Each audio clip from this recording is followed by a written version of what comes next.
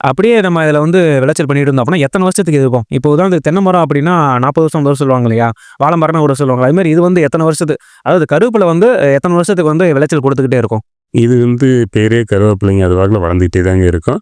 நம்ம வந்து அப்பப்ப கட்டைய வந்து வருஷத்துக்கு ஒருக்கா அந்த கட்டை உயருங்க. அந்த உயர கட்டைய வந்து வெட்டிடணுங்க அடிமட்டத்த.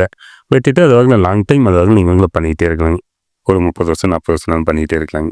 ஸோ 30 வருஷத்துக்கு நல்ல வருமானத்த குடுக்குற பயிர்னா, அது வந்து இந்த கருவேப்பில அப்படின்னு சொல்லலாம். ஆமாங்க. இப்ப இங்க நம்ப ரெகுலரா விவசாயம் பண்ணிக்கிருந்தோம். அதில வளர்ச்சி வந்து இந்த பனி காலத்தில ரொம்ப கம்மியா இருந்ததுங்க. என்னுடைய நண்பர் ஆத்தூர்ல மருந்து கடை வச்சிருக்காருங்க. அவர் வந்து இந்த இந்த பட்டிங்கிற மருந்த குடுத்தாருங்க. இத அடிச்ச பின்னாடி, சரி ஒரு ஊரே வாரத்தில நமக்கு நல்ல வித்தியாசம், நல்ல வளர்ச்சி. அத அடிச்ச பின்னாடி நல்ல வளர்ச்சி நல்லா இருக்குதுங்க. நீங்களும் வந்து வாங்கி அடிச்சு பாருங்க. ஒரு முறை முயற்சி பண்ணி பாருங்க. அதனுடைய ரிசல்ட் தெரிஞ்ச பின்னாடி நீங்களே 10 பேருக்கு சொல்லுவீங்க. சரிங்க. எங்களுக்கு நெறைய தகவல் சொன்னீங்க.